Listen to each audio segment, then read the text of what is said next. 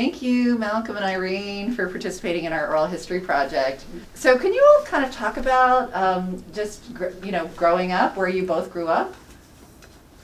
I guess I'll start first. Yeah, you're slightly older. I was born in China, in Huiping. It's one of the provinces, and the thing was that I was born in 1948, and so of course that was the year that the communists took over. And my father had been in the United States, and so he had gone back the year before I was born with the intention that he would stay there after working in the United States. And my grandfather was here, and my great-grandfather was here. Wow. But, every generation wanted to return home, and for various reasons.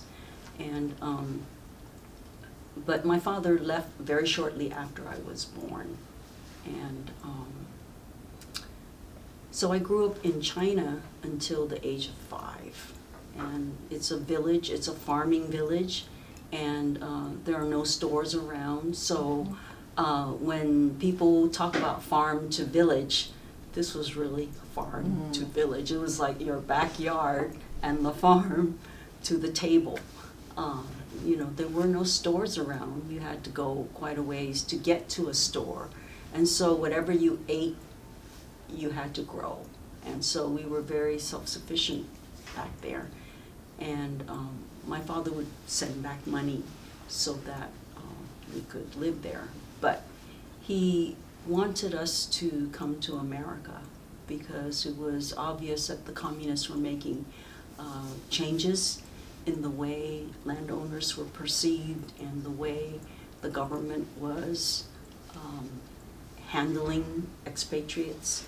And so he wanted us to come here. Plus, of course, it was the first time you guys could come because of the immigration laws. Right. So anyway, there's a picture of myself in the book. And there's a picture of myself at age 2.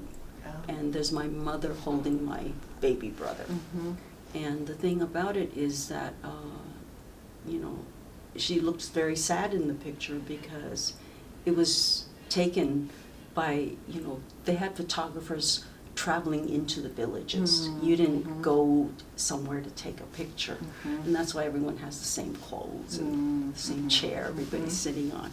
Anyway, she took that picture to remember what I looked like because they were going to leave me behind in the village because they only had 2 visas. And I had an older brother and my baby brother. And so they were going to take the boys and leave me behind with a family who was eager to adopt me because I was such a chatty little kid. And so, but she just couldn't do it.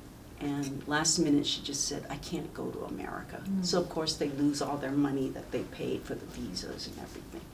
And so by the time I was 5, my father said, no, you have to leave China. You cannot stay there. And so we did it again. And the next time we left, they left my older brother behind. And again, there's only 2 visas. You couldn't get more. And so we thought, because he was 10 years older than I was, he was 15 at the time, that they could somehow get him over on a student visa later. And of course, that was when McCarthy came on, and so that door was shut very quickly. So we grew up without my brother, my older brother, and he had to have other people take care of him in Hong Kong. Yes. And so, our family was very fractured. Yes. And so I grew up, first thing I came to school in America, first of all, nobody spoke the same language as we did because we spoke the village, we spoke Sayup, which is, Huiping, the language of the village, which is different from the Chinese school, which taught in Cantonese. And it's very different. It's like the difference between Spanish and French. Mhm. They're related languages, but they're not mutually intelligible until you really learn what the areas of commonality are. Anyway, so I grew up not speaking English and not speaking Chinese as they taught it in America. So suddenly it was like, what happened to us? We're in this place where nobody talks like us. And so, you know, it was really hard. And I came from a village where I was the darling of the village. I would be singing from the rooftops, and I was really like chatty.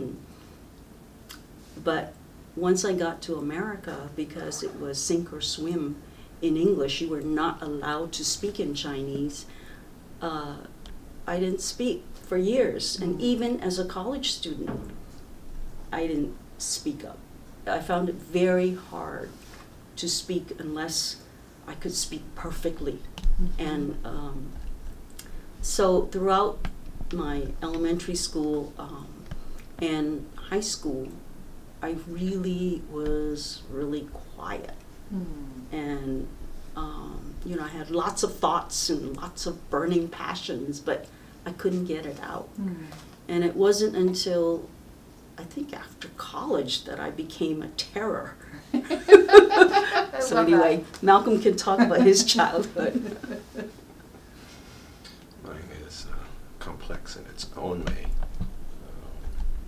Born in New Mexico, and that was kind of home base, but as I used to explain to my classes, my first 5 years were in New Mexico, Wyoming, New Mexico, Arizona, New Mexico, Canada, where we were for 2 years in Nova Scotia, New Mexico, New York, and then we went to Latin America. And I actually started my schooling in the Sierra in Peru, and it was called the Callejon de Huaylas, which is under these big 22,000-foot mountains. Wow. And then we came back, and we're back in New Mexico. That's where I started the American schooling system in 2nd grade. But it was not the typical schools of America. It was a school in Talpa, in New Mexico. And just about all the students except me came from homes that the first language was Spanish. But they're not immigrants. These are communities that were conquered, taken over by the United States in the 19th century. And all of the teachers were local Spanish-speaking teachers, but the school was totally in English. If we saw Mr. Gonzalez out in the community, you'd probably speak to him in Spanish, but at school it was in English. And my parents were trying to be not moving around as much because they had been making their living as photographers. And I was at school age. My younger brothers were getting up to school age. They wanted to be settled. And then, especially, to make your living as a freelance photographer a long ways away from all the markets was rather difficult. Anyway, we were going broke as a family in New Mexico. My father had these long-time connections to the Bay Area.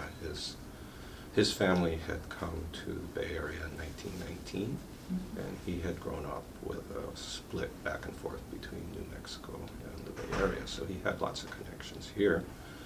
And so we came out here. He had a temporary part-time job at the San Francisco Art Institute and was told by colleagues of his, you should take it because it may lead to something. And so we came out here, and we lived on the coast in Marin, the outer coast, which in those days was not like it is today. It was inhabited by Portuguese ranchers from the Azores and stray longshoremen, carpenters, and other folks who couldn't afford to live anyplace else, which included us. Today, as in the country song, it's filled up with doctors and lawyers and such. And so I ended up completing, I went to what would be considered middle school and high school in Marin County.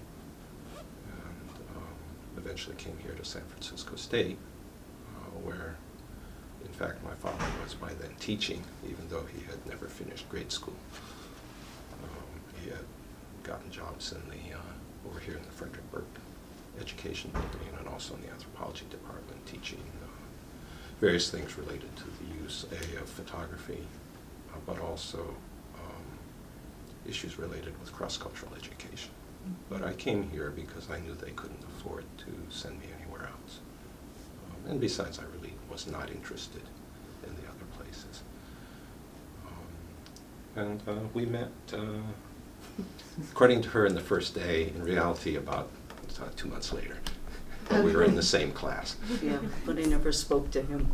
Oh my goodness. So, so what high school did you go to, Malcolm? Tamaulipas. Oh, okay, great. What high school? Galileo. Okay, great. And so you're in a psychology class, you know, and Here at San Francisco State. Yeah. He had a scholarship to go anywhere in California, and he came to San Francisco State. So to the students, it's a good school. Yeah.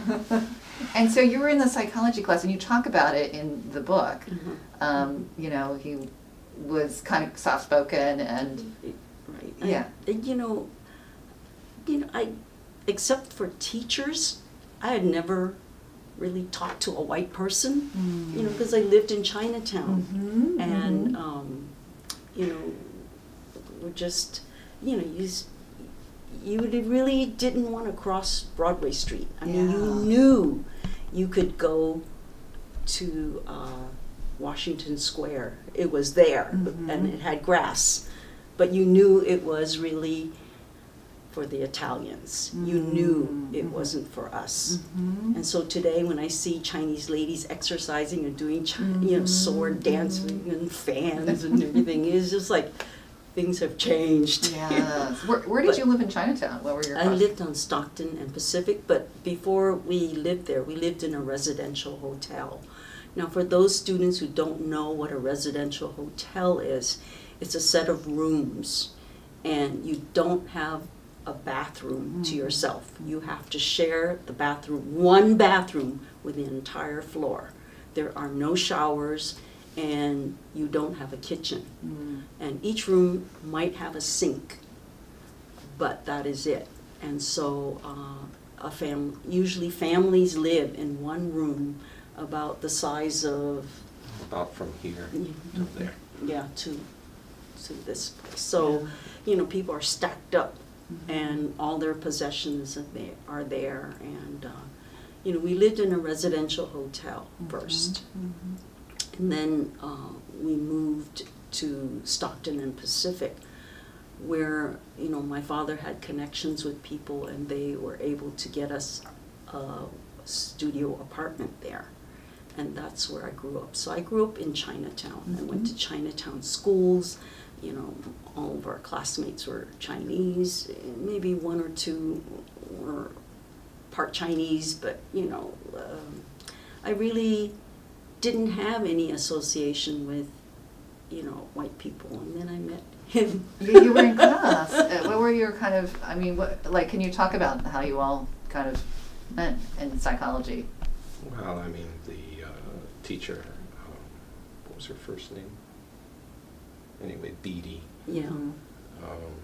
Had a thing where people were supposed to meet other people in the class, and so you had to set up to talk to people. It was part of an exercise. She didn't actually do encounter groups, but a lot of the other psych people did.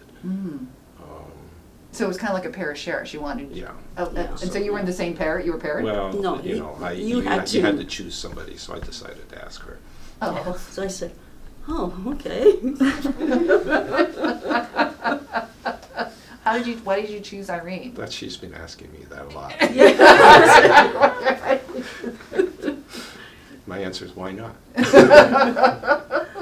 Yeah, I mean, I was all set to talk to the other Chinese students. You know, we all hung out together. It was like, oh, this is easy. We just... So it was a semester in this class where you had seen each other. Yeah, and to understand, in those days, the semester started later than it does now, and you had a big break at Christmas, and the semester ended after Christmas. Oh, okay. So there was a split there. So it would have been in November sometime. Yeah. So you didn't get to know each other in this class, right? It was the next class? No, that It was Oh, was this this class, class, this class, yeah. okay, okay. And so, we started talking, and then it was like, there were some common concerns, because he was very concerned about bilingual education, and I had always felt that, we really lost our language being in America. And because both parents worked, and they worked 12 hours a day, we hardly ever saw them except for meal times. And we were only 5 at the time. I don't know how we didn't, well, we got into a lot of trouble, but I won't tell you those stories of Yeah. running through the streets of Chinatown and being scolded by everybody, and Yeah, all the yeah. things that we did as my brother and myself.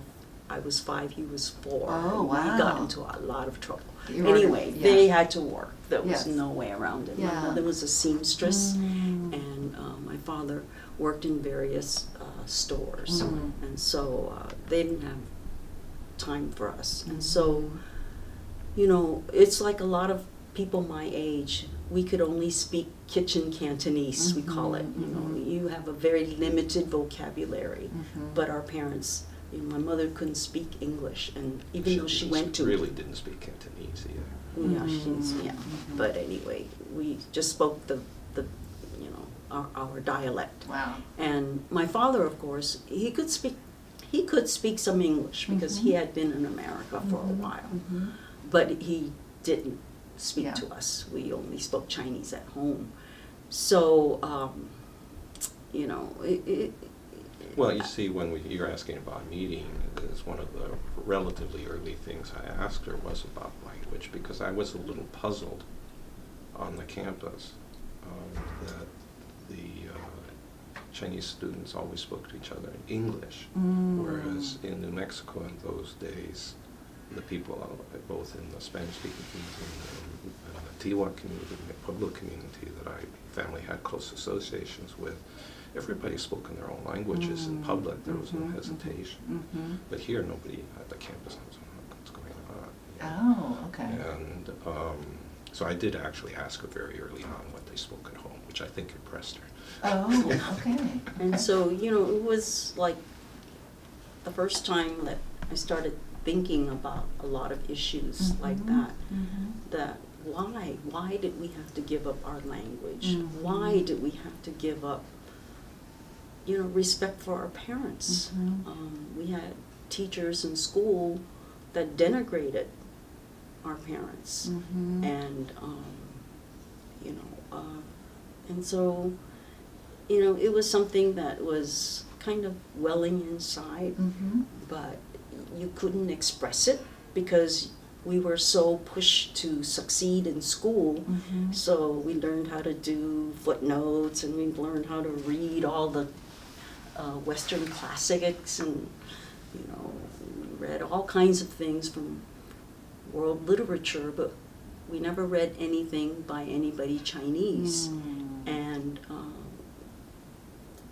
and at that point, I think about Gale in the history class. Well, a friend of mine, Gail Au, she was a high school teacher later. But at the time, we were both students here in the history class, and it was the history of immigration.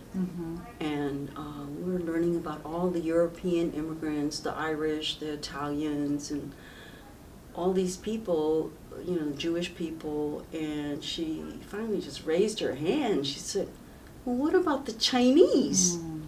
And the professor here said, "Well, Chinese people are only 3% of the population, so they are statistically irrelevant."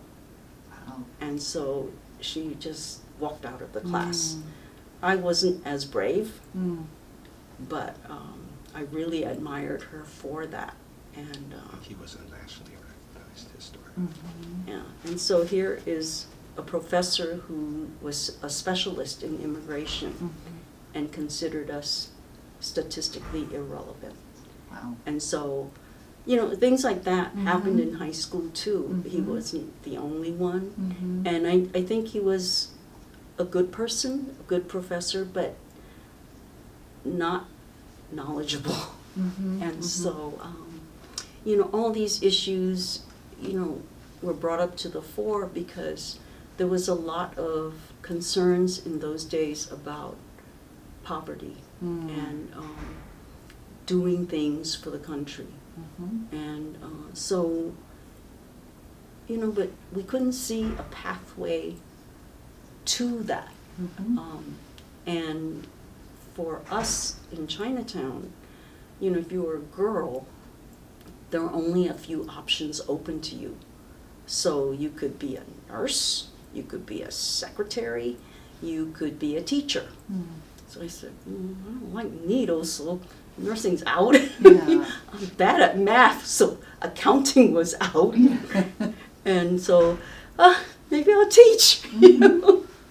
And actually, you know, many of us in my generation became teachers, those of us who did well in school. But then we were also one of the most passionate fighters for bilingual education. So that was how it evolved. But anyway, in talking to him, I found that we really had some very basic things in common. And so, you know, because he had grown up in Taos, in New Mexico, with Spanish Americans, and he sheep herded with his best friend, you know, as a child, and had very deep connections with Taos Pueblo. You know, he understood a lot of the struggles that we were going through, and it was not unlike what we were going through here. It was across the United States. You know, people were searching, like, where do I fit? The melting pot doesn't really, we don't want to melt, you know. So, so it was, we had some very good discussions, and so. I had a head start on some of these discussions because I came from a family where these sorts of things had been discussed actually for a couple generations. And so that it was familiar to talk about these as issues of acculturation, assimilation, bilingualism were familiar subjects. Yeah, was racism talked about? Of course, it's part of it. Yeah, yeah. So there was a language already to... And the communities there, you know, did have a history of conscious concern about these things too. Yes, yes, yeah. I mean, it's not generally known, I think, even today, but the state of New Mexico, in many respects, always operated legally as a bilingual state. And if you're looking at political power and stuff, New Mexico always had a very high number of elected officials who were coming from the Spanish-speaking communities. You know, and at the same time, on the other major groups of different tribes, there was also a very long history of very upfront, outspoken, you know, actions. So I had come out of that kind of environment. Right. And so to talk about it was not new. Yeah, yeah. So you met in class, then what?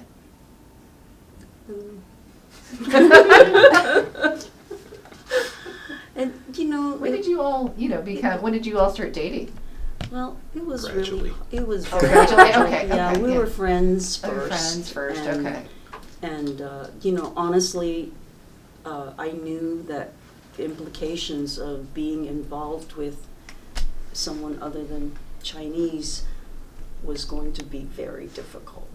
So I kind of fought it and didn't want the relationship in many ways.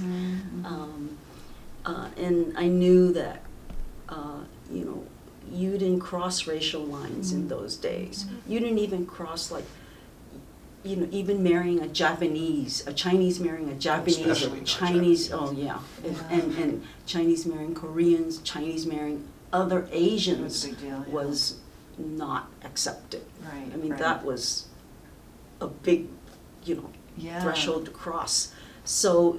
Were you you worried know, about reaction from family? What was the... Yeah, I think it was really, really hard. And I knew that if we were to be involved, that my parents would have to bear the brunt of it. You know, my mother would have to face all the people in her sewing shop, Mhm, and mhm. it was seen as a failure, you Mm. know.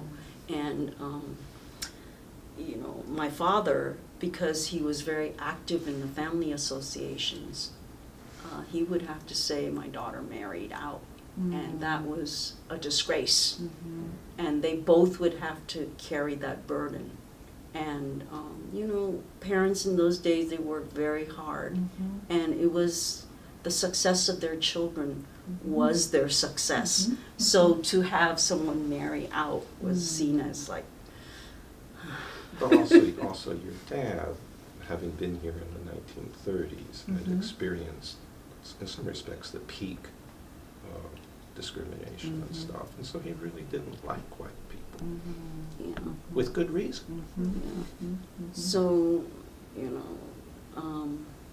it was hard, and it was hard with my friends too, because, we were involved in the Chinese community, Mhm. we were involved in tutoring, some of them were involved in a lot of the anti-poverty programs, Mhm. and, just the beginning of things, and so there was an ethnic awareness that we owed something to our community, and here I am, Mhm.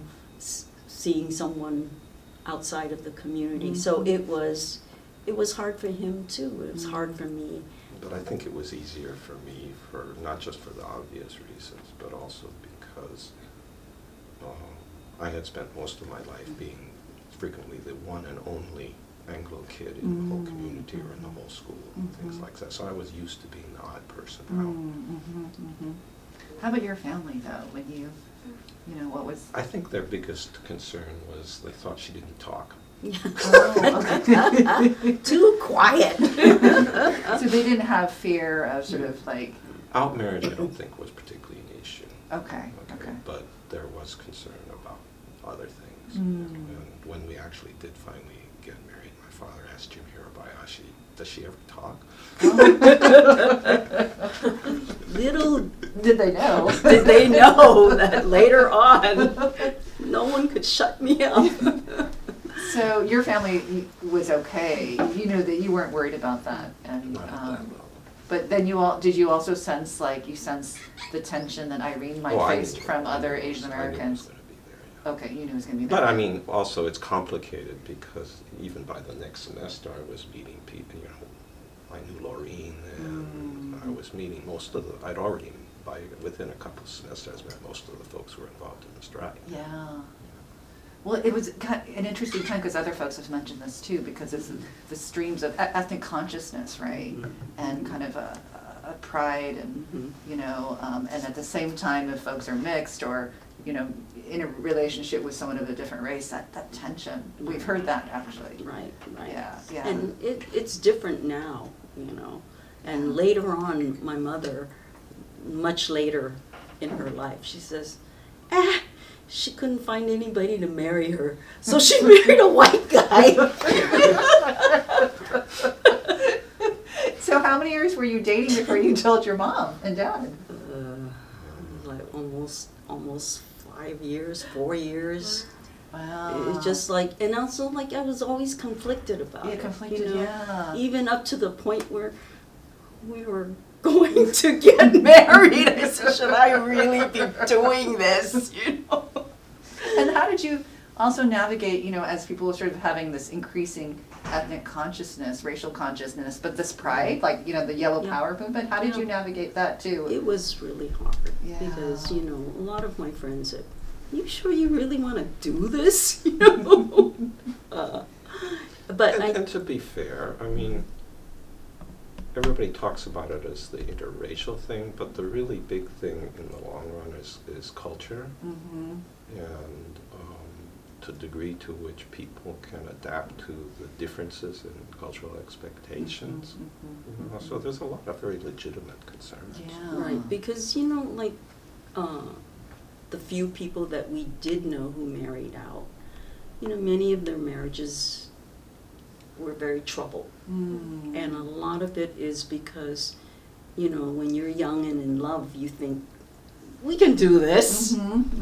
But then, food comes along, what do you eat? You raise children, how do you raise them? there's a language you want them to have. Yeah. Do you do that? And how do you spend your weekends? And it's, you know, Yeah. it was very hard. And the people that we saw marry out, a lot of times it didn't work out. Mm. And so, but I think, But at the same time, I mean, there's a difference in perception in terms of two of us going into it, hers versus mine. I knew people in my parents' generation that were married out. Mm. You know, so that puts a different perspective on it. Right, So even right. when it may or may not have worked, it's not like it's totally new. Mhm, mhm. and I have to say, you know, it wasn't all easy. Mm. There were many times when I thought, oh my God, what did I get myself into? Well, I mean, And he had to give in a lot. And to be very specific, you know, I mean, after we were married and I took her back to New Mexico and stuff, she did fine. She was comfortable with people in the Spanish-speaking community in Pueblo and stuff. That was not a source of problem. It was dealing with for lack of better words, the ego-centered character of white Anglo-American Mhm. cultural behavior. Mhm. I Yeah. think that was the hardest part. Yeah. How long were you both in New Mexico for? Well, I mean, we go back and forth all the time. Yeah. And then, you know, several years after the strike, I was drafted, and we spent a year in Arizona working at a bilingual school on the Navajo reservation. Oh, wow, wow. I had spent time on the reservation too as a child. So. Yeah, yeah. But, you know, the people that we met there, the Navajo people became some of our best friends. Mm. But not too many white people became our best friends. Oh my goodness. So at State, what organizations were you both involved in?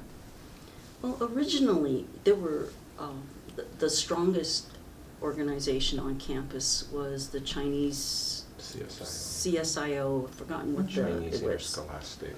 Yeah. No, that's ICSA. No, it's Chinese. Students for... Intercollegiate Chinese. Something or other. Mhm. Anyway, it was a very social group, very nice people. And they organized dances, Mhm. and what they did was they donated the proceeds to community events.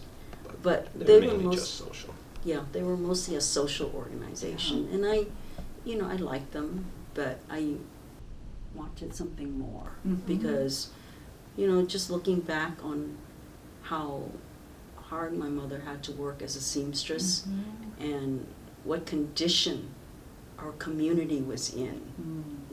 We had a lot of gang violence and a lot of, just the flood of immigrants. And so, I just saw a pressing need for us to do something more. Mhm. Although, they're really nice people and their intentions were really good, I felt I needed something more. Mhm. And so when Irene asked me to tutor for ICSA, Mhm. which is the group that was involved with the strike, we began tutoring. Mm. But also in high school, I tutored a lot at Mhm. the local Y, and I did a lot of community work as a high school student. But here at the college level, here was an organization that organized it. And so they were very involved. And then they were the group that became involved with the strike. Mm. And so, but anyway. I didn't belong to any No. organization. Oh, you didn't belong to any organization? No, but he was in track. I ran Oh, you were in cross- track? for 1 year, the first year I ran cross country and track. Okay, wow, okay. So, I was good at that. Okay, okay. So you were doing tutoring, and then what was your major, Malcolm? Anthropology. Anthropology, and your major? I was lost. I didn't know what my major Okay, would be. okay. And were you just hanging out with Irene? Yeah. Was that But we hung up on the library and with a lot of the folks who were actually in the social group at Yeah. that first year. Yeah. But subsequently, he was more involved with the people who were ICSA. Yeah. Oh, okay. But actually, in terms of organizations, the organizations I was actually might have been being pulled in the direction of were the Latino student organizations because I had friends in those groups because of background. And you spoke Spanish. I spoke Spanish. Yeah, yeah. And so what year was this? We started here in the fall of '66. Fall of '66, okay.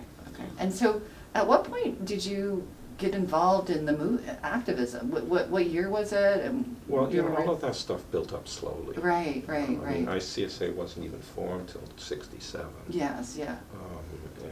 And then in the spring of '68, they had a sit-in, big series of sit-ins over here. So it was building up gradually. Okay, and so when did you enter? What part were you like, oh, I'm going to go to the protest, or I'm going to, they're talking about this, I'm interested in this? Well, I think Irene was being careful because for immigration status. Oh. Yeah, because, we had gotten our citizenship, and like many Chinese Americans, 90% of us did it illegally. And so even the immigration officer said, we had to go in and confess our sins. So we were part of the confession program in Not terribly voluntarily, somebody informed of them. Yeah, Wow. but anyway, so we had to, talk about our actual Wow. entrance and our actual Identity. and so they took away my citizenship. So, and so my status was very iffy. Wow. Because if they had to deport me, where would they deport me to? Exactly. So there was no Keep in- country. let's keep in China mind, was not. Under international law, you can only you can insist on being deported to your country of birth. Yes. But what if the country doesn't exist? Yeah. Because China the did United not States exist. did not recognize China. Wow. So where was I, and similar to what is happening today, people who are deported for various insane reasons. crimes and whatever, and for various reasons, they're deported to places they've never been. So you knew that in the back of your mind if you were involved in something. Yeah, so I had to be very careful. But, when they threw up the picket line, both of us joined the picket line. And of course, I continued to do tutoring and things in the community that I thought were important. And so, at that point, neither of us were involved in the actual Third World Liberation Front. She was involved with ICSA, but off campus. Okay, Yeah. okay. So, and then, other people were more involved in the central thing, but we supported, we walked the picket line every day. It rained a lot. Oh, it rained a lot? Can you imagine picket line raining a lot? So it was not fun, it was cold, and so, And it was a big picket line. yeah, it was. Yeah. And, but, I think, Were you there on January? I think I don't know the exact date. She wasn't, I was. Okay, when that mass arrest. I missed being arrested probably by about 6 feet. yeah. Oh, okay, Yeah. okay. So I was home that day. You were 'cause home that day. I was sick. So Yeah, and you were there, Malcolm. Can you describe what that was like? It was just very chaotic. Yeah, yeah. Some friends of ours who were ex-Marines, were vets, had witnessed it, and they told me afterwards, they says when they looked at the arrangement of the police, they knew this was going to be different because they said they've shut off all the exit points. Wow. Wow. And so a lot of people got swept up in it who were just like walking by. Yeah, So, yeah. And Yeah.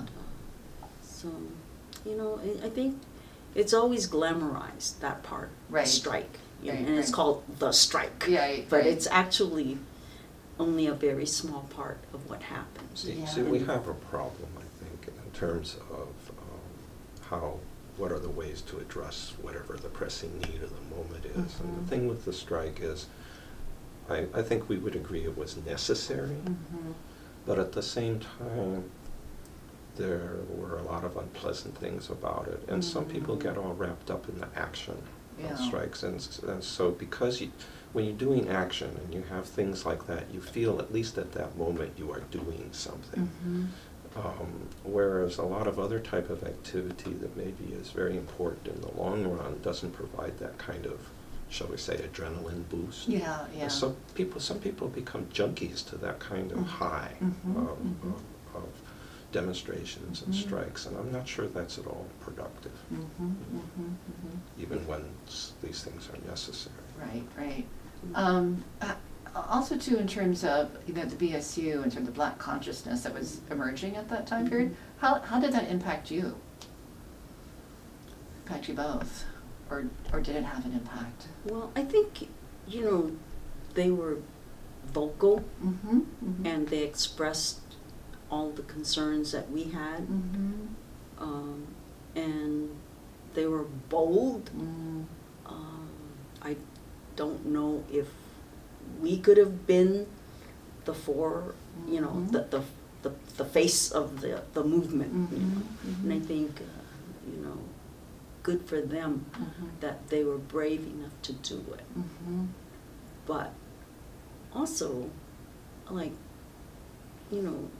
the work that had to be done. Yes. It was done by a lot of different people. Yeah. And so, in any organization, any movement, you need so many different types of people. You need the front people, but you also need, the nuts and bolts the people. Details. Yeah. And like when people see the March on Washington, they see the march. Yes, yes. But all these people underneath had to arrange where are they going to sleep, where are they going to eat, how are they going to get there. What's going to be the order of presentation? Yeah, and how do you get bathrooms enough for all those people? Somebody had to work on all those logistics. Yeah. And in any movement, people just see, I know. the stunning the stars, images, yes, and they don't see the details. the Can you talk about details. the details of the strike that you feel like maybe? But the thing is, of course, neither of us were involved at that point.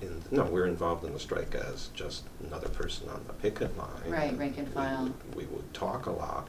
I mean, I spent a lot of time talking to people like Mason and so forth. But in terms of having any hand in making decision and strategy, no, we're not part of that. Yeah, but later on in developing the studies, I think that's where we really spent hours. Yeah. Can you talk about that? Well, And what year? let me come back to your Okay, come on. question. Okay. For someone like myself, a lot of the things that was coming out with the black nationalism and so forth was not new. In fact, I felt that the black community was kind of behind on that because those were issues that had been talked about for generations in the Southwest. Whole idea of self-determination. Those were words I heard growing up, coming out of Indian communities and also out of the Spanish-speaking community. I mean, people were very culturally self-conscious. So for me, I don't think that whole thing that had much impact on my perspectives on things, although it's not ironic, but coincidentally, and I didn't even know this at the time, my parents and especially my mother actually had connections with various folks in the civil rights movement in the 1940s, because she was a member of the Society of Friends.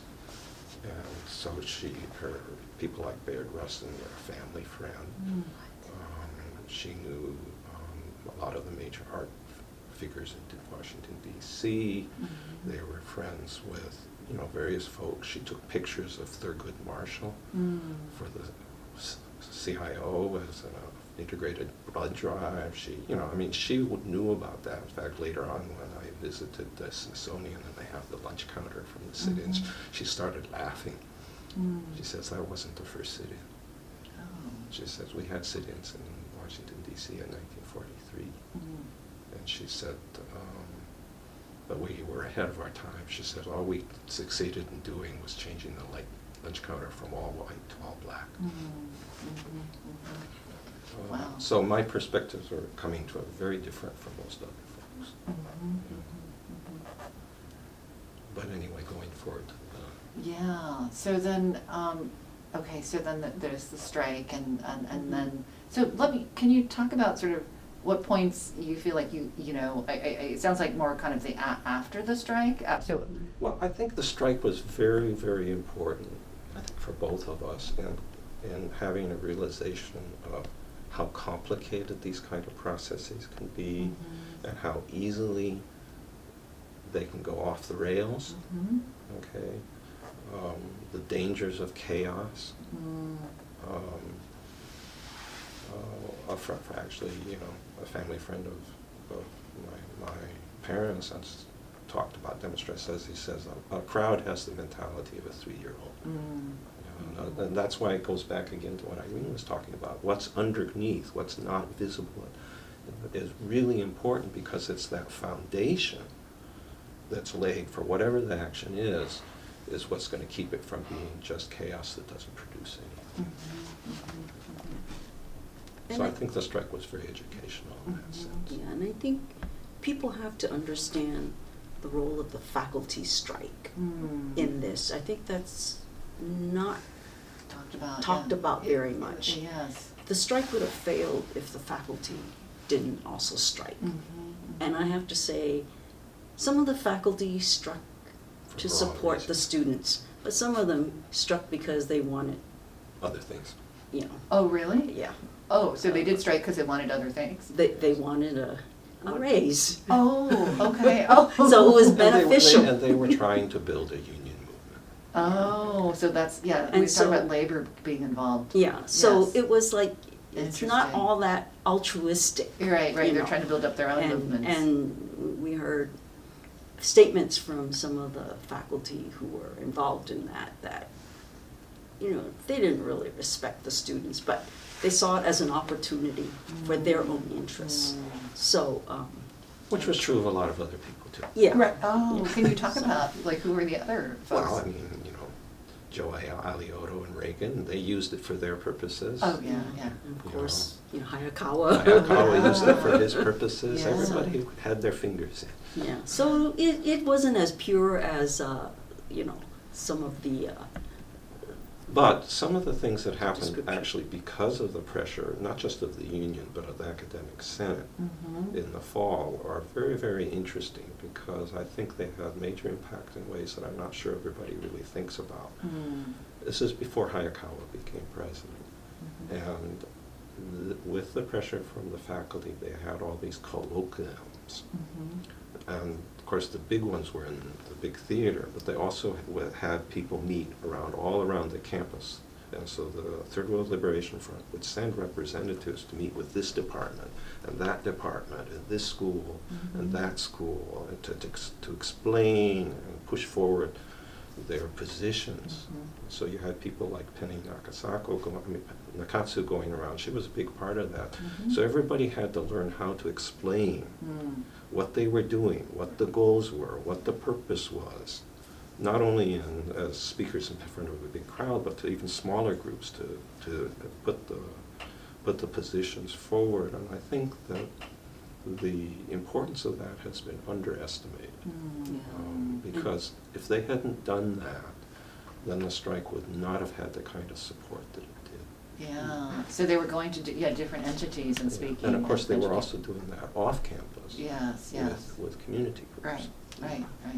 I was curious, your father also worked on campus at the same time? Yeah, although as it actually ended up, a large part of the period he was not here, he was in Alaska. Oh, okay. So he went Film study during the of strike. Cross-cultural education Okay. in the villages. Okay. Because we had also heard of faculty getting fired during the strike. Yeah, some people were, although keep in mind that that's a longer-term pattern, because there had been faculty actions in the 50s where people had been fired for political actions and views, so it was an ongoing Wow. issue. Yeah. and much later too, so Yeah. people used it against them. So it was, not so clean. Right. So then, could we, the strike culminates in March. Can you talk about, because you both have been saying about sort of that work after the strike. Can you talk about sort of your roles after the strike and what you were involved in? Yeah, I think after the strike, for me, it was redoubling the efforts in the community. Just doing more things in the community. Like I was tutoring 5 nights a week there. Wow. you know, and so, you know, just seeing all the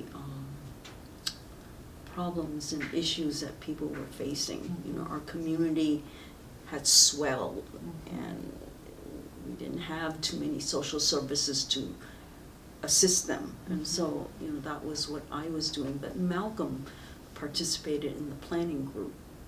You know. Well, strictly speaking, so did you. You involved with the Chinese planning group. But Can you talk about how you got recruited to be part of the planning group? you know, I'm not even quite sure quite how this happened. Just said, hey, he volunteered to come in. I mean, you know, at some point in the summer after the end of the strike, I don't know if it was Irene or some of the other folks had me pulled into George Wu's weekly, for whatever you want to call it, meetings at his house in North Beach, which is where a lot of the discussions from the Chinese ICSA Chinese group was taking place. And so when the classes were, and I started being part of those discussions, I guess, toward the end of July, early August. I mean, well, there were some other interesting things happening away from campus that summer too. But so when the semester started, they had a class which either met just the kitty corner over here or one floor down. Officially a class that was run by Jim Hirabayashi, and it was called something like Asian American Curriculum Development. But what it really was, it was the body that ran the department. You had representatives on it from each of the 3 student groups. And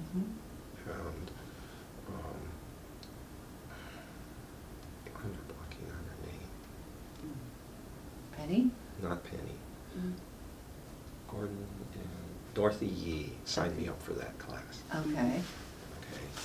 For whatever reason. Yeah. And so I show up, and there we are.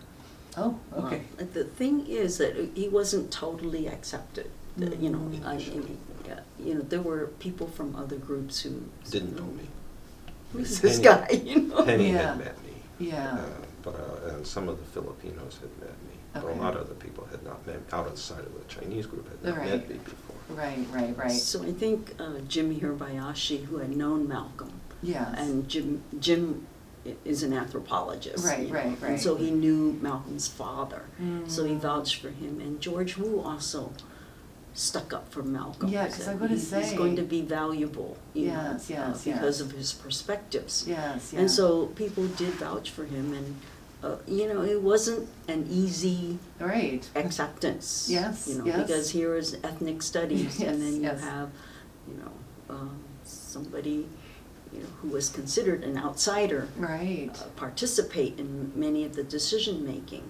Right. But I do have to say that at that point, you know, conceptually,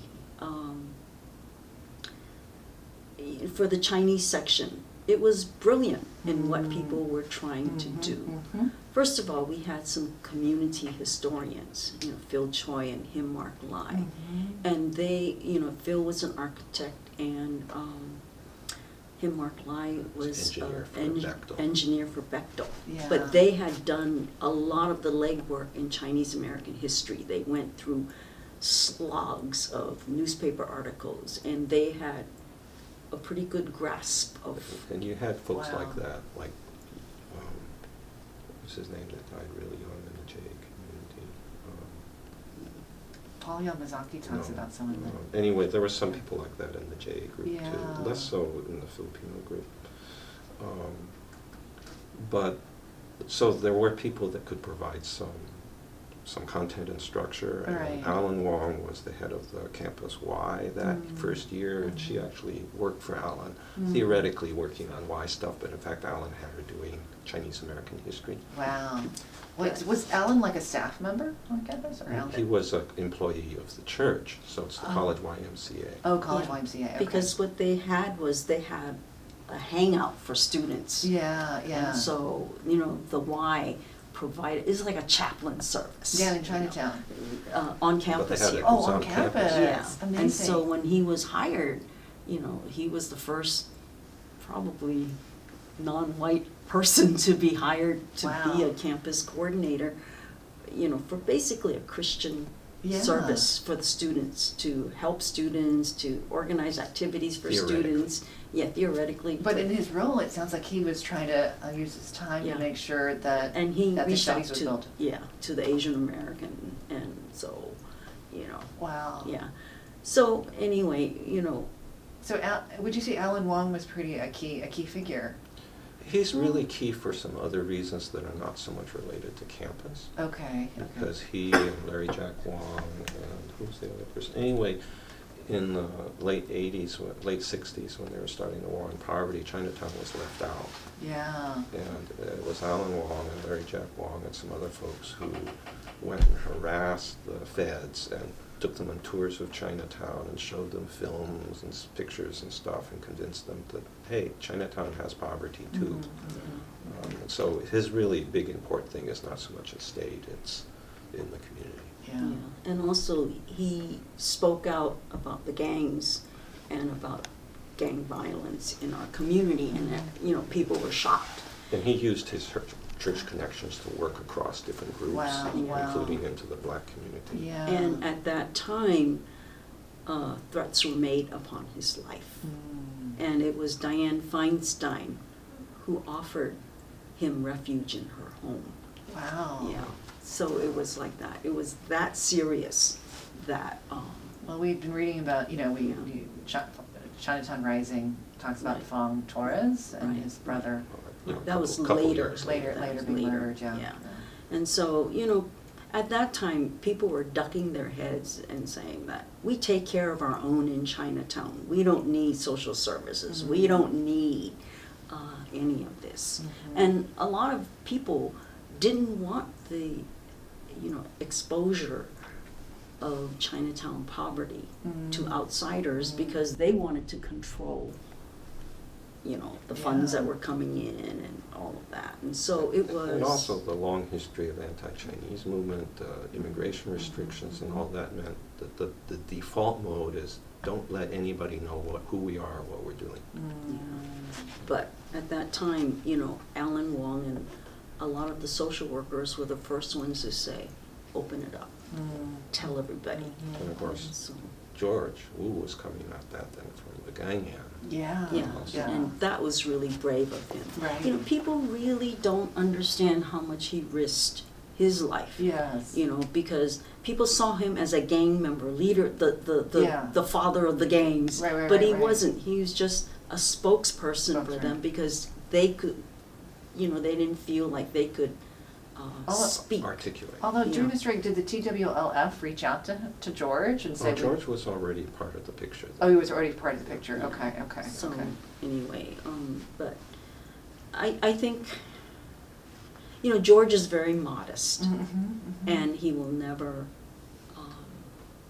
And we interviewed him 2 years ago. We're going to go back to interview him. I need to take a look at the video. You all need to take a look at it. Because if we haven't really talked about, we're still exploring after the strike. Right. If we were to name two people that made not just Asian American studies possible and last, but made it possible for the college to endure, it's going to be Jim Hirabayashi and George Wu. Yeah. But you have to understand that, the brilliance of that first year, the program that they put together. Because for many of us, the driving force was the language. We had lost the language, and many of us, we could be competent in English, but we didn't have the Cantonese vocabulary to enable us to be good social workers or good teachers or good anything in the community. We could speak limited Cantonese. Our English was good, but we needed to be bilingual. So language was the driving force, and it occupied a big chunk of the first set of Chinese American classes. That's cool. But, that's amazing. That's one. And what language was Cantonese or Cantonese? Toisan? It was Cantonese. Cantonese, yeah. And Sayup was considered. not even a language. But anyway, another one was the history class, Mhm. which was taught by Phil Choi or him, Mark Lai. They would alternate, or sometimes they would team teach. And in that class, we learned about things that our parents had been talking about. Wow. You know, and like my father, you know, as I was growing up, he would talk about the wooden house, and he always talked about it with, you know, anger. Mm. And I never knew what the wooden house was. You know, he talked about it. And so then we find out in Phil's class things that we had just heard whispered at home or in the community. We found out that the Mo'ok was the wooden house, Angel the Island. jail on Angel Island, Wow. in which they were Wow. all incarcerated, including Wow. my father. Wow. He was incarcerated Yeah. there.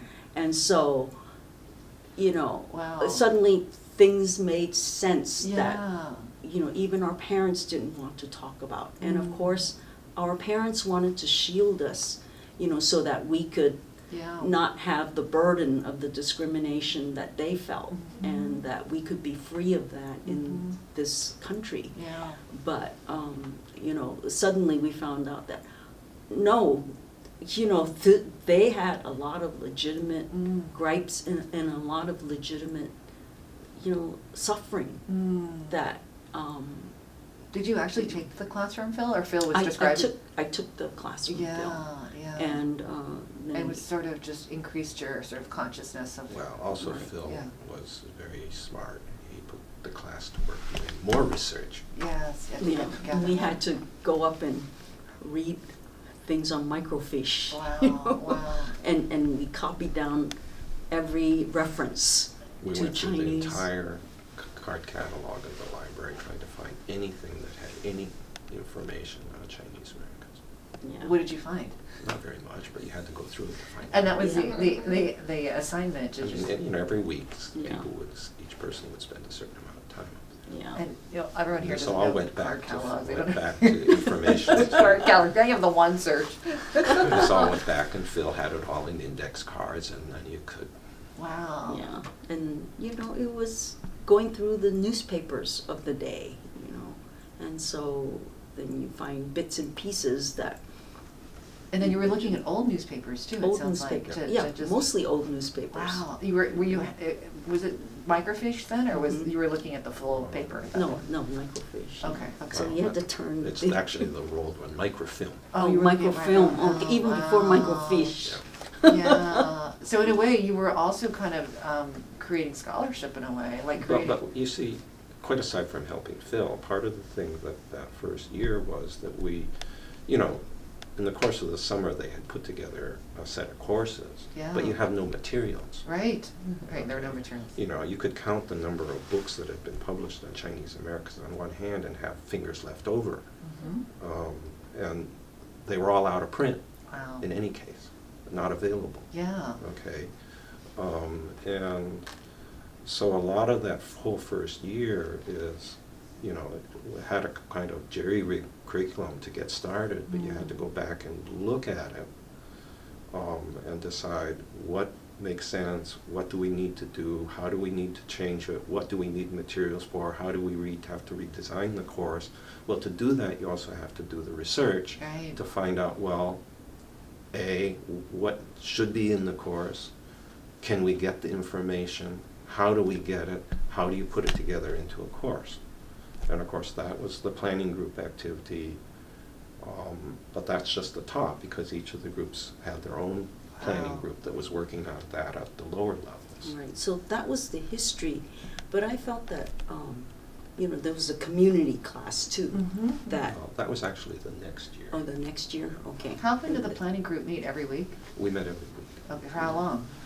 3, 4, 5 hours. Wow. And Yeah. that's in addition to each of the area planning groups would also meet each week. Dedication. Yeah.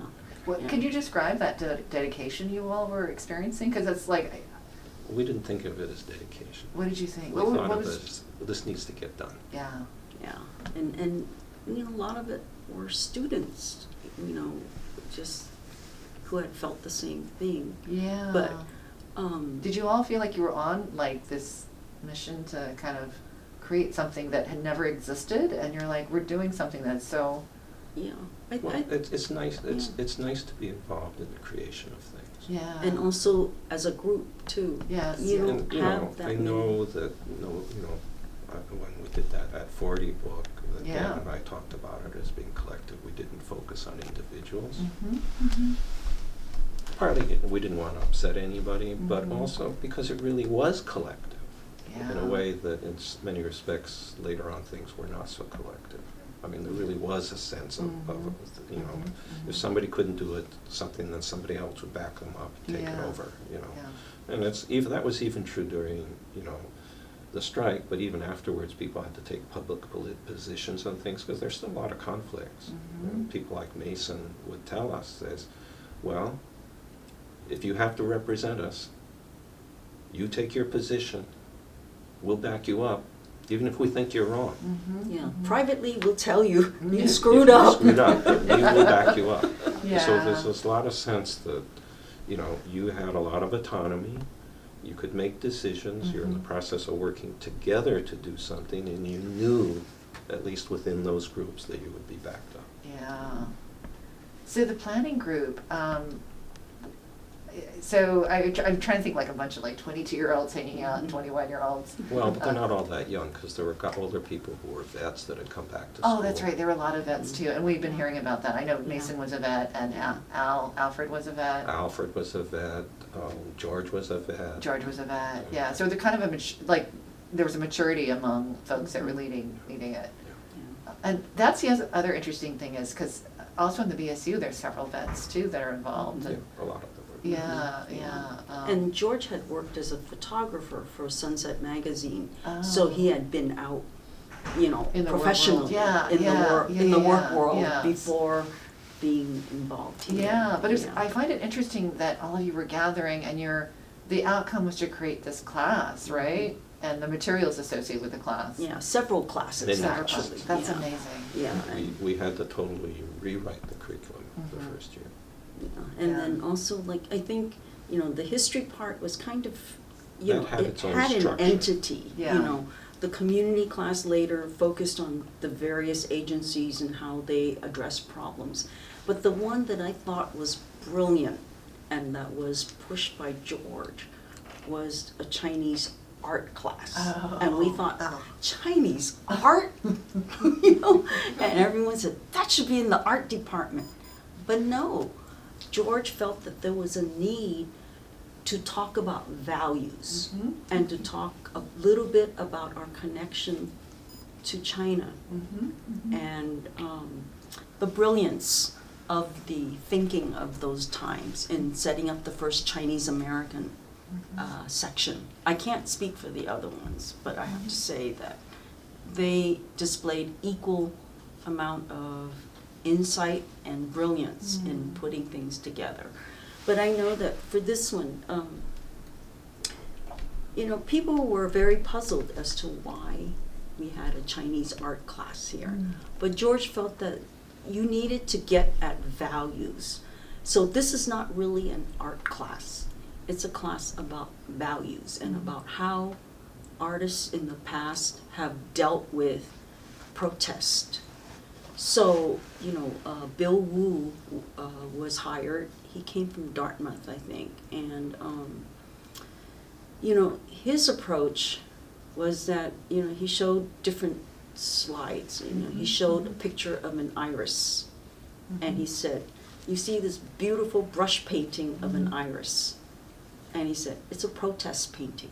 Mm. Why is this a protest painting? It looks very classical. Everybody says, is this protest? Mhm. He says, the iris is shown without any roots. Mm. And it was a protest of the artist against the government because he felt that the government was showy and showed just the beautiful flower but never showed the roots. Mm. And so they were things like that, again, hammered at us, like, you can't just be a face. Mhm. You have to be grounded in your community. Mhm. And so that was the intent of that class. And I think the instructor tried very hard, but because he was an expert on Chinese art, it kind of, in recent years, the second year kind of lost its focus and became an art class instead of a values through art and protest through art and, what people have done when they felt that the government was not responding to them. But even just as an art class, he was doing some things that were very important. He was chipping away at stereotypic perceptions of Asian art, stereotypic perceptions of how cultures had evolved and developed in Asia, and stuff like that as well. And he was doing it in some respects in many cases, with incomplete information that later, since then, he has been proved correct with archaeological and other finds. And he would say, well, we don't have the evidence for this, but because of this, this, and this, it must be this way. And he was right. Yeah. He died very young, unfortunately. Yeah. So, just the whole concept of it. It's almost like designing for a whole person to go out into the community. Right. And with such a thoughtful Well, deep you see, knowledge. the structure in the thing was you have the history courses to find out, well, here's where things were. You had, we hoped it never really worked, the language courses. In the end, that aspect never really came together. But the idea was this to help prepare people to work in the community. You had the identity site type classes, which were to deal with issues of culture and identity. Okay, and then the fourth component. And then, of course, you had literature and arts as how these reflected and expressed the communities, because it always came back to that. And then, of course, in the second year, we had all the community courses, which were then linked into the 9 year. Yeah. Right, but it just showed how the original intent of it was very practical. Yeah. We need workers in the community. We need social workers. We need teachers. We need nurses. We need all kinds of help in the community. Incredibly thoughtful. The curriculum was designed around the community. Right, and that was what the whole reason for existence was, to provide help to all the communities. And I think Black Studies was very strong in that too. And so, and the Filipinos had a Filipino language class. And so, all of it was, the intent was there. And I think, and I have to say, this is editorializing. I have to say that I'm kind of disappointed, because I think in many years subsequent, in the last few decades, we've had college professors come through Asian American Studies who never had that community focus, who lost sight of that, and for them it became like, do proper footnotes, be a scholar, learn about people in whichever research design they want, but they focus on only the research and not on the practical value of, making the world better, making our communities better. And that, I have to say, I'm disappointed in Asian American Studies, and that it's lost its focus. And when you see workers in the community today, very few are from San Francisco State, and so I'm disappointed. And of course, there's a Mexican proverb that translated says, "He who runs with the wolves soon learns how to howl." And the challenge that we've faced over time here is where the department is in an academic setting. The strike had said we want to have an academic unit here, but the purpose of the academic unit is for the community. Well, that's contrary to what the culture of academia is. And so over time, because of the insistence of the university on maintaining its cultural traditions, which include that you're supposed to have a doctorate to have a permanent position, not to take it, doctorates are fine, okay, means that anybody that gets hired has to go through doctoral programs. Doctoral programs are based on medieval university structures, and they're very good at what they do. They enculturate people into that tradition. Okay, but there's a contradiction between that on a certain level and what were the aims originally in the strike, which was to have programs that serve the needs of the communities. I mean, I made proposals, and some of us made proposals in the 70s that we should push to have permanent part-time positions that would be where you would hire people from the community who are working in community agencies who would then have a permanent base in the university on a part-time, and that way you would get community activism permanently in the university. Well, of course, they're never going to go for that because most people who are active in the community do not have doctorates and are never going to get doctorates because that's not what you need there. Yeah. But that's a challenge in other departments as well, because the education department, when I was going through it, had practicing teachers teach a lot of the classes, and then it switched to having PhDs teach classes. Well, a lot of the PhDs didn't have more than 2 or 3 years in the classroom, and maybe they taught 1 grade level.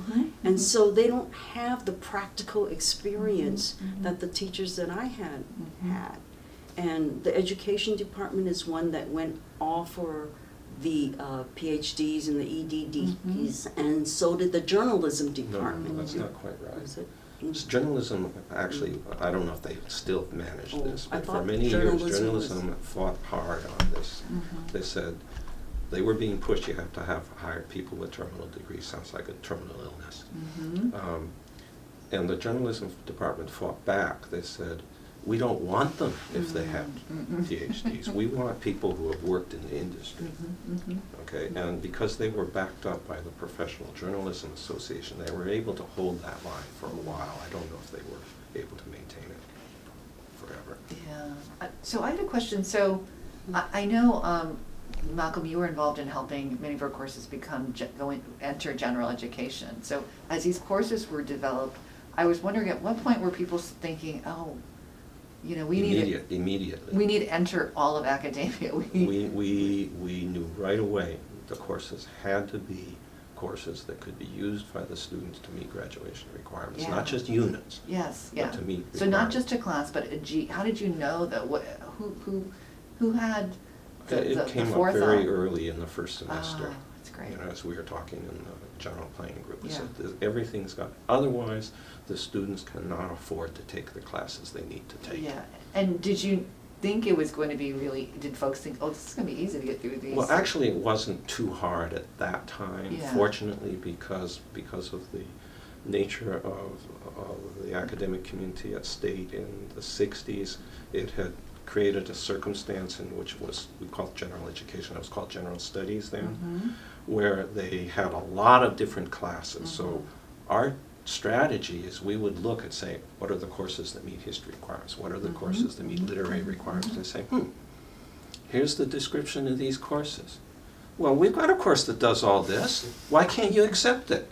Yeah. Otherwise, we'd catch them in their own contradictions. In other words, we had to learn what the structure was, the process of getting approval, and then use it against the university to get the courses into GE. Okay, and as you know, has been written around elsewhere, we had some assistance on this from people in administration who were willing to help. You know, but who were the supporters in the administration? Well, the big friend was Daniel Feder. Daniel Feder, okay. Yeah. But the thing here, and we had help from other faculty as well, but the thing is that we had to learn how the university worked. Yes. In order to survive.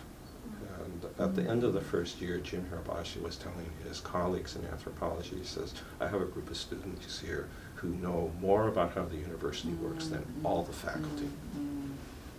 But there were allies within the administration and faculty that were wanting to see ethnic studies. Well, they weren't necessarily. Different people had different motivations. Okay. I think because the strike was so harsh and so long and so difficult, they didn't. The administration or administrators did not want to go back to that, and so they were. If we could present a program that was at least on the surface was smooth going, met certain requirements, they would give us a lot of leeway. I mean, the whole activity of the planning groups was illegal. Yeah. out of state education code. Yeah. Okay. Absolutely illegal. Mm. Okay. But they gave it, as long as we could present a operating system, Mhm. they would let things be. Now, some of them probably thought, well, we'll let them do this, and they'll only last 5 years, and they'll be gone. We don't have to worry about them anymore. Right.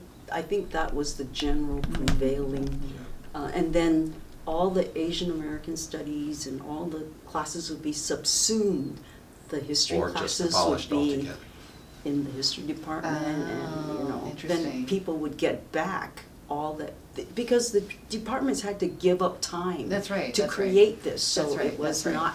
Well, and it's territory, so I thought, as Asian American studies and ethnic studies courses started to enter the arts, and the art requirement, or, Right. writing, or Right. various departments might be like, that's my territory. Yeah, but it's also, we haven't talked about experimental college, but that had created a environment in which at least there was some openness to experimentation. Mm. But I have to say that, going the general studies requirement Mhm. route was debated, because there was a very big push to have a BA very early in ethnic studies or See, Asian Black American studies studies. and La Raza studies Yeah. early on went for BAs. Mm. Okay. American Indian studies was an issue, they're so small. Mhm. Okay. And the thing was, they had various reasons for wanting to do that. Mhm. And there were people in Asian American studies, particularly in the JA group, that wanted to go that way. Mhm. Okay. Part of it, there's a lot of legitimate reasons for doing that. It gives a certain legitimacy to the program. It maybe creates a little more stability within the university environment, things like that. Okay. But in both the Filipino and the Chinese American group, we were very iffy on that, and to be fair, it wasn't totally agreed upon in the JA group either. And so we did not go for a BA. We said we are going to focus on general studies, because basically, what does the community need? Does the community need people with a BA in Asian American studies, sort of like being stamped AA rice? Okay? Or does it need more teachers, more social workers? Does it even need more business folks who are informed and understand the history and the needs of the community? If we want to get many people exposed and learn from what we're trying to do, then a BA is not going to do it, because it's only going to be a few people. Okay?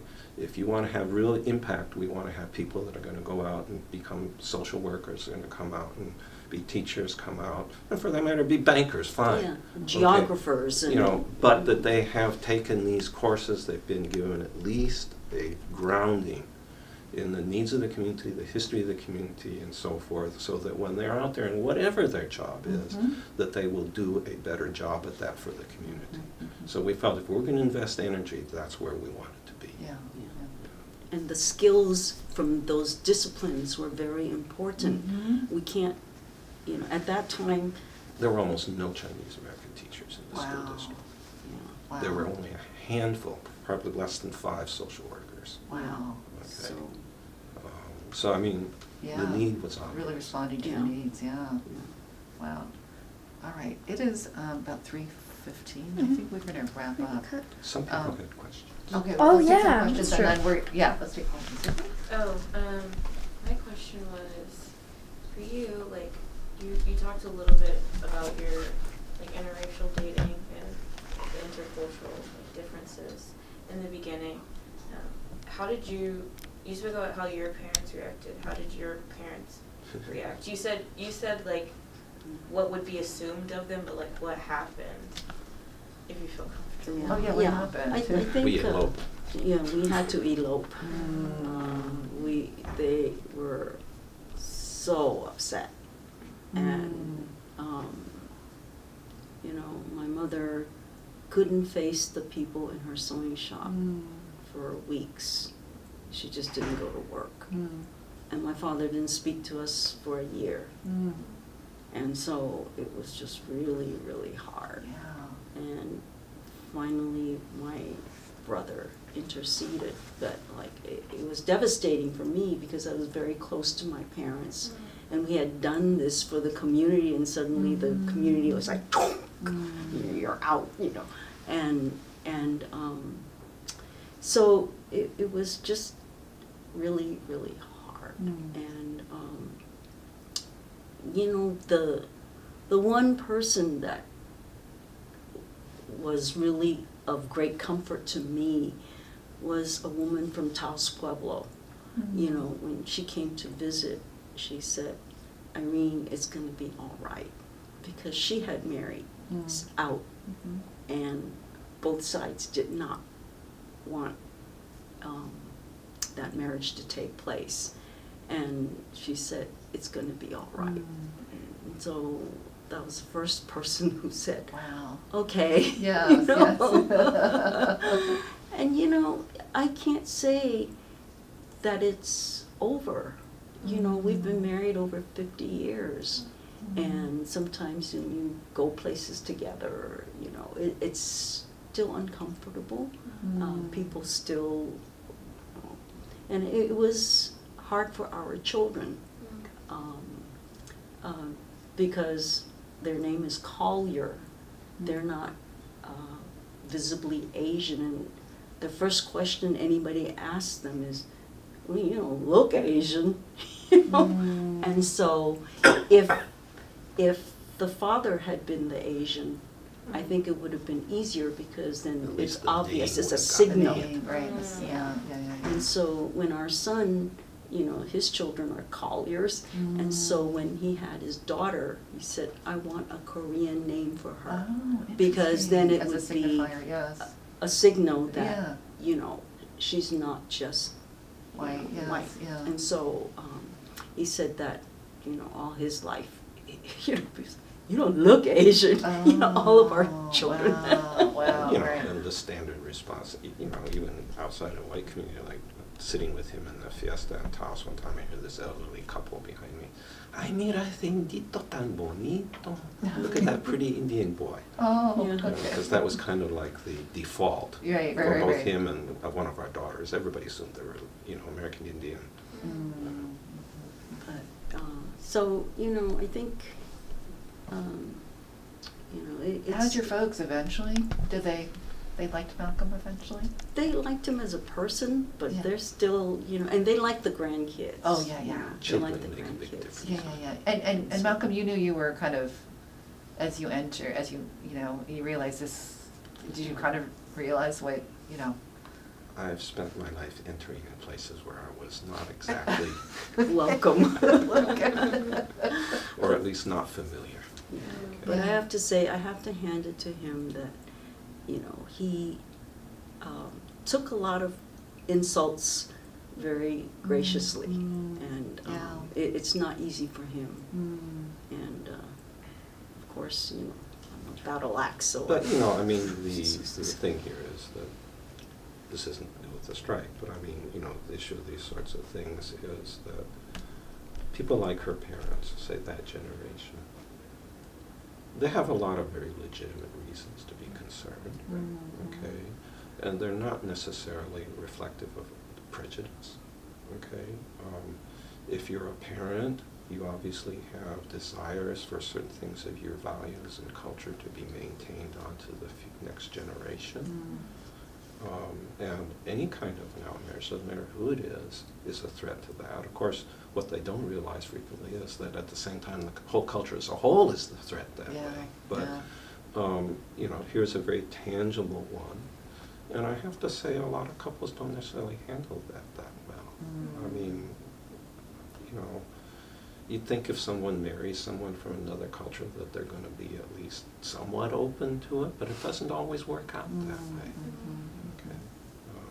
We've had some horrible stories we've run into. And everybody starts off thinking it's going to be great. Yeah. Everybody has a... But you both can talk about it, because I've run into people that can't talk about it, Yeah. and I think that's where, but they don't have the Well, language. see, the thing here is that, let's just talk about it in terms of culture, which is, how do you behave? What are your expectations of people? What are your expectations for the future? How do you raise children, etc.? All of those things. When you're young and you first get married, let's say, you don't know what your expectations are of those things, because culture it's situational. It doesn't get triggered till you're in that place. Yeah. You know, and then you get in that place and you go, oh, you want to do it that way? You know, so the only way to make it work is people have to be flexible. You know, and a lot of people don't know how to be culturally flexible, even with the best of intentions. Yeah. And I have to say, there are times when I have not been flexible. You know, I want things my way. You know? Yeah. And so, you know, it's hard for any couple. I think. You know, I mean, there was a young woman that was working in the programs department in the 70s, and she married, was he Italian American? Anyway, and both families had opposed it. Okay. But in any case, they got married, and they had a child. And frequently, the rival child is both positive and negative. It's positive that frequently children trigger grandparent behavior. Okay, 1. 2, children to many people, many cultures means the couple really is a couple. Oh, yeah, that's Okay, funny. before that, They were they're not dating. really a couple. I've had people, you know, when our first child, people in New Mexico told me, oh, now you're really married. Yeah. So that's positive. It triggers a change in the roles and the relationships. But at the same time, some of the deepest expectations about behavior, culture, and so forth are embedded in how you raise children, because that's how you transmit it, right? Yeah. And so that's also the point in which there's a lot of danger for potential conflict. In this particular couple we're talking about, the mother, apparently on the arrival of their daughter's child, decided she was going to accept the marriage. How do we know that? She cooked some very special dishes that are supposed to be eaten by the mother in the postpartum period. They're expensive to make. They're a lot of work to make. She gets a cousin to drive her down the peninsula to deliver the food to the couple. The husband looks at these pots on his kitchen counter and says, I don't want my wife taking part in these Chinese superstitions, and put them down the garbage disposal. Oh, I mean, what a disaster. that is. You know, I mean, it would confirm to the mother-in-law all her worst fears. Okay? It puts the daughter in an impossible position. Okay? And the guy's stupid on top of it because it tastes good. Yeah, waste of food. Yeah, you have to be flexible with food. With food especially, yeah, that's, wow, that Yeah. is, I mean, everything, your language food is love. is gone. Yeah. You know, your Food is language love. is the first to go, your Yeah, clothes that you yeah, wear, yeah, you know, yeah. but the Food food is survives. love, and especially at that moment in time. Yeah, that's Wow. deep. Yeah. That's deep. That's deep. Okay. That's a deep story. Yeah. It's complicated. It's complicated. Okay, great. Any more questions? Oh yeah, any more questions there? Yeah, kind of just piggybacking off that. I was just curious on how like your participation in the strike and afterwards like affected the way you guys raised your children today, and like also in the politics too. And like the things that you guys were just talking about, like how does that kind of play into your family and stuff? Well, I think we were very conscious in, you know, I ran a bilingual preschool. So both of our daughters became very, very bilingual at the age of 5. But then they lost it because the schools again were pushing English only. And so, you know, our son didn't really latch on to language as quickly.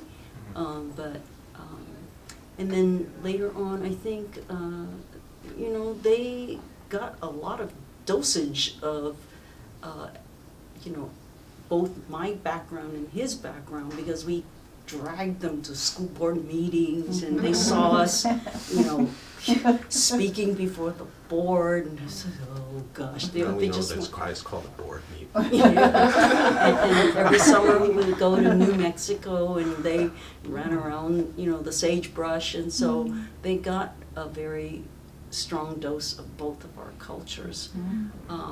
And also my daughter, my second daughter, well, my older daughter worked at the Asian Art Museum in the education department, and she created a lot of the curriculum for Asian art there. Mhm. And my second daughter worked with me in creating, I have to show you, because I'm very proud of her. And we did biographies because we felt that we didn't have biographies of Asian Americans. Mhm. So my second daughter and I did this, and and then our son is a filmmaker, and so he's done various. He's worked on various films. So they were exposed to all kinds And of sometimes things. it's a curse. Yeah, it is a bit of a curse for them. They felt We like joke about them being heavily invested in terminal conscientiousness. and they feel like they have to work to improve, Mhm. the world too. So maybe we laid it on a little bit too thick.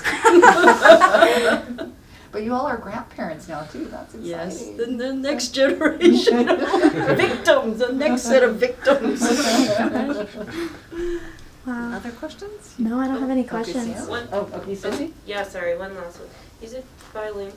Were you teaching them Spanish? Because I know you Yeah. speak Spanish, I have that or like question as Spanish well. and English, and also Cantonese, or just Spanish, or? Canton, her dialect is a supratonal language, and I do not handle tones well, and so I never got beyond baby talk. But for your you know, kids? He could understand my mother sometimes, Oh. I mean, he got, the understanding stage. Yeah, And, I mean, sometimes it's not good or bad if they were kind of being critical. Well, of Would you course, be like, of course, the children, our oldest daughter lost a lot of her Cantonese when she went to school, to the regular school, but she does speak some Spanish, and she was very good at languages. Mm. She would pick things up easily, Mhm. and so at this point she speaks at least reasonable some Mm. Spanish and French, actually. Nice. Our son has picked up a certain amount of Korean, which he says is actually a lot easier than It Chinese. is easy, Korean's easy to learn. And then our other daughter, the one who works on this, speaks Spanish and Cantonese. Mm. Yeah, her Wow. Cantonese is passable. Nice. So- Nice.